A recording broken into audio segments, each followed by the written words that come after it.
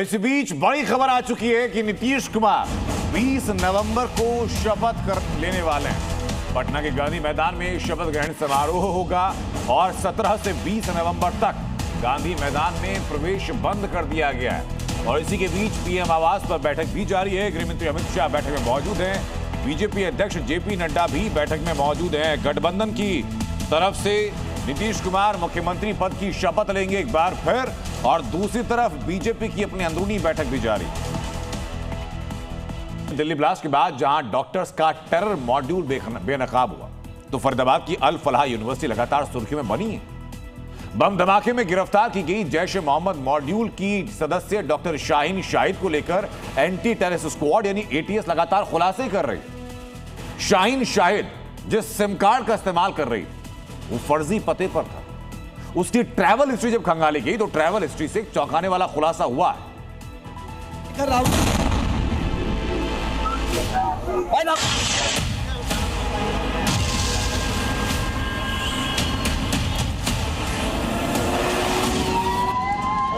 Delhi blast की जांच में एक के बाद एक बड़े खुलासे हो रहे हैं। जैश मॉड्यूल में पकड़ी गई डॉक्टर शाहीन को लेकर जांच एजेंसियों को बड़ा सुराग मिला है। शाहीन अल फलाह यूनिवर्सिटी में रहते हुए देश विरोधी साजिश का जाल बुन रही थी। शातिर शाहीन के बारे में जांच एजेंसियों को पता चला है कि शाहीन पिछले कई महीनों से फर्जी पते पर लिए गए मोबाइल सिम का इस्तेमाल कर रही थी। इसी सिम का इस्तेमाल अवैध गतिविधियों में हो रहा था। जिस मोबाइल से वो बात कर रही थी उसे फरीदाबाद के धौज कस्बे की एक मस्जिद के पते पर लिया गया था।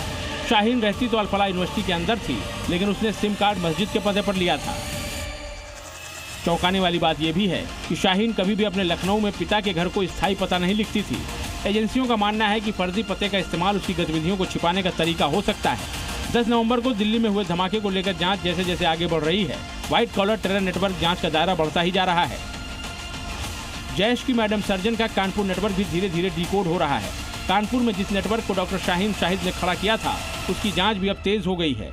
इस बीच कानपुर GSVM मेडिकल कॉलेज, जहां से डॉक्टर आरिफ की गिरफ्तारी हुई थी, उसी अस्पताल से 7 डॉक्टर भी लापता हैं।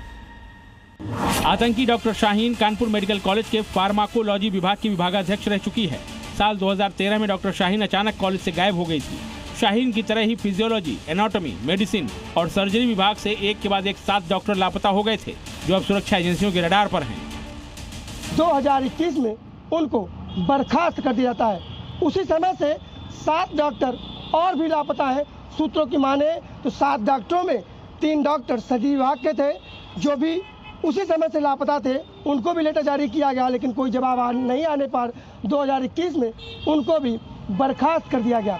वो 7 डॉक्टर कौन थे, जांच एजेंसियां उनकी पड़ताल कर रही हैं कि आखिरकार में मेडिकल कॉलेज में रहने के दौरान उनका मूवमेंट क्या था, बर्ताव कैसा था। इस सभी बिंदुओं पे जांच पड़ताल चल रही है। दिल्ली धमाकों में गिरफ्तार शाहीन की ट्रैवल हिस्ट्री भी सामने आई है। जांच एजेंसियों को पता चला है कि 2013 में कानपुर की नौकरी छोड़ने के बाद शाहीन कुछ दिनों के लिए थाईलैंड भी गई थी। कानपुर में नौकरी छोड़ने के बाद शाहीन थाईलैंड में किससे मिली, इस यात्रा का मकसद क्या है, क्या उसने हैंडलर से कोई मुलाकात की, ये भी जांच एजेंसियों को पता लगाना है।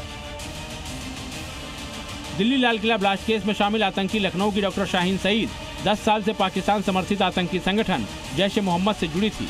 शाहीन के बारे में पुख्ता जानकारी के लिए केंद्रीय एजेंसियों के साथ साथ यूपी ATS भी एक्टिव है। जैसे जैसे जांच का दायरा बढ़ रहा है, वैसे वैसे व्हाइट कॉलर टेरर की खौफनाक साजिश सामने आ रही है। ब्यूरो रिपोर्ट, जी मीडिया। दिल्ली धमाके के बाद उत्तर प्रदेश में भी इस वक्त अलर्ट घोषित किया गया।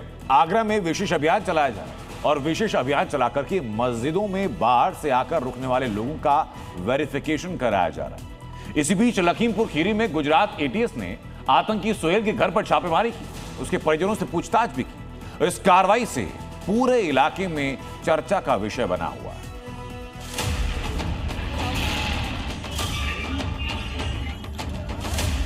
आतंकियों के तार उत्तर प्रदेश से जुड़े तो योगी फोर्स का ताबड़तोड़ एक्शन दिखाई दिया।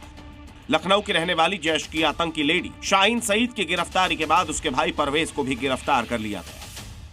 सिर्फ शाहीन नहीं, उसका भाई नहीं, बल्कि सहारनपुर और हापुड़ में भी इन आतंकियों के कनेक्शन की जांच की जा रही है, क्योंकि इन दोनों शहरों में यह आतंकियों के लिए ट्रेनिंग कैंप भी खोलने की प्लानिंग बना रहे थे।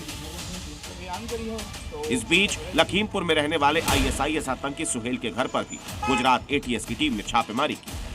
एक हफ्ते पहले जिन 3 आतंकवादियों को गुजरात में पकड़ा गया था, उसमें से एक आतंकी सुहेल भी।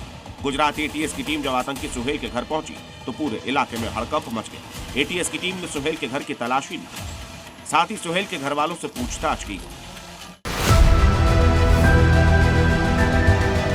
There has been a lot of debate.